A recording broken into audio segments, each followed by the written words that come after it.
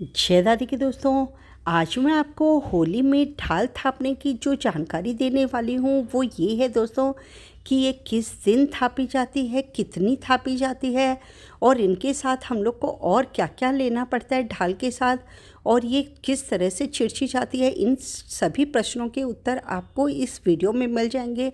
अगर आप ध्यान से इस वीडियो को देखेंगे तो आपको किसी और से सारी जानकारियाँ लेने की ज़रूरत नहीं पड़ेगी। तो पहला तो ये है कि दोस्तों ये फाल्गुन शुक्ल एकादशी के दिन ढाल थापी जाती है और इस दिन क्या होता है, बस हम लोग को भद्रा देखना पड़ता है कि भद्रा काल में न तो ढाल को थापना चाहिए और ना ही उसको चिरचना चाहिए। तो वो आप अपने स्टेट के हिसाब से जानकारी ले लीजिएगा कि कब भद्रा काल है। जब भद्रा काल होगा तब आप ढाल मत थापिएगा। दूसरा ये है कि दोस्तों कम से कम 5 ढाल तो ज़रूर थापनी चाहिए। अगर 5 नहीं, अगर कोई ज़्यादा थापना चाहे तो 7, 9 और 11 भी कर सकता है, मगर कम से कम 5 ढाल थापना ज़रूरी होता है। अगर आपको आपके घर की जानकारी है तो आप अपने घर के हिसाब से थाप सकते हैं, नहीं तो 5 होने से आपका ढाल पूरा हो जाएगा।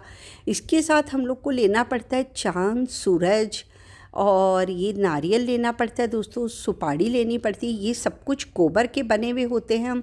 होलिका माई और प्रहलाद भक्त भी होते हैं। ये जितने भी यहाँ पर खिलौने रखे हैं सब गोबर से बने हुए होते हैं। इनके लिए हम लोग को प्रहलाद भक्त और होलिका माई के लिए खिलौना भी लेना पड़ता है।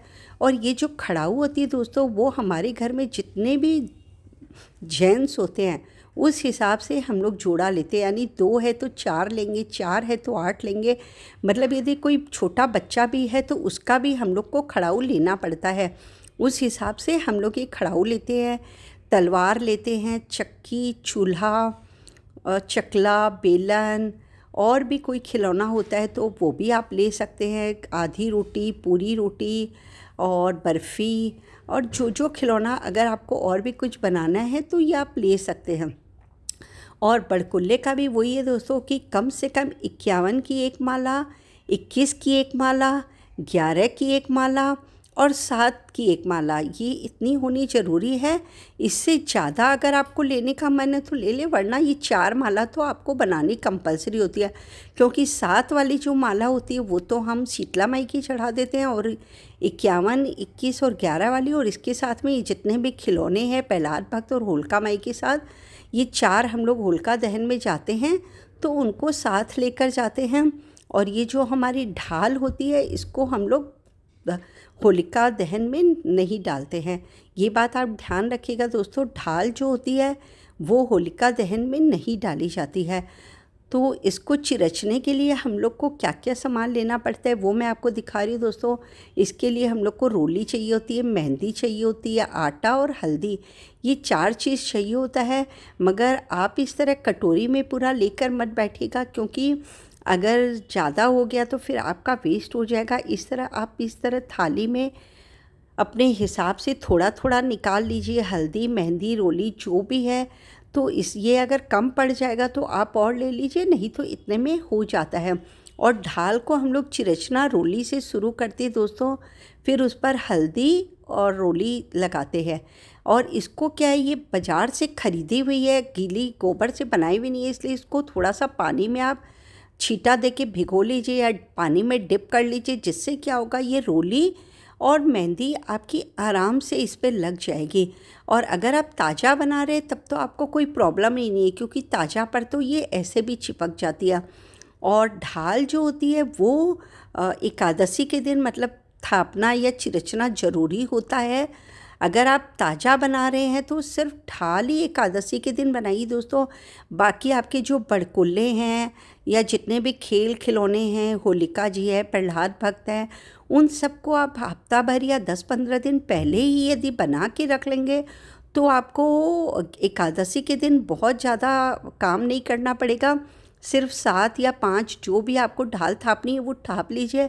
और अगर आप बाज़ार से ख़रीद के ला रहे हैं तो भी दोस्तों पहले से ही ढाल, तो ये जितने भी मैंने खिलौने बताए हैं, बड़कुल्ला है, सब आप पहले से ही लाकर अपने घर में रख लीजिए, जिससे सेम डे आप सिर्फ पानी में हल्का सा इनको भिगोकर और चिरच दीजिए। जिससे क्या होगा कि आपको उस समय पर बहुत ज़्यादा मतलब बाज़ार जाने का और लाने का ये सब टेंशन नहीं रहेगा। और अगर आप दूसरी जगह से मंगा रहे हैं तो भी आप पहले से मंगा के रख लीजिए।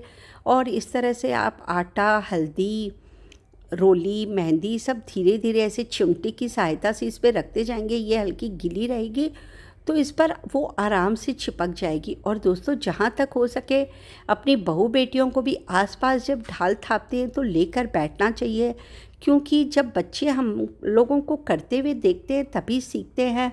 अगर हम लोग उनको दिखाएंगे नहीं ये सब तो वो लोग सीखेंगे कैसे। और आप देख सकते हैं दोस्तों कि ढाल छिड़कने के बाद कितनी ज़्यादा सुंदर लग रही है। रोली रोली, हल्दी, मेहंदी और आटा लगने से बहुत सुंदर लग रही है। ये हमने होलिका जी और प्रहलाद भक्त को टीका भी लगा दिए दोस्तों, तो आप देख सकते हैं कि ये कितनी ज़्यादा सुंदर लग रही है। इसी तरह आप चिरस देंगे, मगर आज के दिन इनको पोया नहीं जाते दोस्तों, ये बात आप ध्यान में रखिएगा। अगर आप ताज़ा बना रहे हैं तो आप वैसे ही नहीं पोएंगे, गीली को उठाना पॉसिबल नहीं है। मगर अगर आपकी लाई हुई है तो भी आज मत पोइए, आज इसको चिरच के ऐसे ही छोड़ दीजिए। दूसरे दिन, तीसरे दिन, होलिका के पहले दिन इस तरह आप अपने हिसाब से पो लीजिए। और नहीं तो कई लोगों के घर में तो सेम डे जिस दिन होली होती है उसी दिन पोई जाती है। पर आजकल सब लोग वर्किंग वुमेन रहती है तो अपने हिसाब से आप इनको पोकर और पहले से रख सकते हैं, ताकि होली वाले दिन सिर्फ इनको जिमा कर और होलिका दहन के लिए आप जा सकते हैं। तो इस तरह से इसको बहुत ही आप इजी तरीके से पोस सकते हैं दोस्तों। ये जो जितने भी खिलौने और जो बड़कुल्ले होते हैं वो जेवड़ी में पोए जाते हैं, और ढाल जो होती है वो नाल में पोई जाती है दोस्तों। मैं इन पर वापस से स्प्रे इसलिए कर रही हूँ पानी का, ताकि ये अच्छे से चिपक जाए दोस्तों।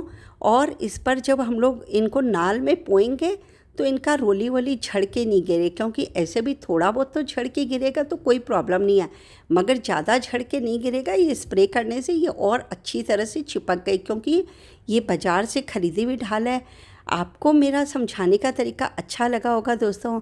अगर वीडियो पसंद आया है तो प्लीज़ लाइक के बटन को ज़रूर दबा दीजिएगा। और अभी तक अगर आपने मेरे चैनल को सब्सक्राइब नहीं किया है तो प्लीज़ इसे सब्सक्राइब कर लीजिए। और मुझे कमेंट बॉक्स पर ज़रूर बताइएगा आपको वीडियो कैसा लगा। जय दादी की।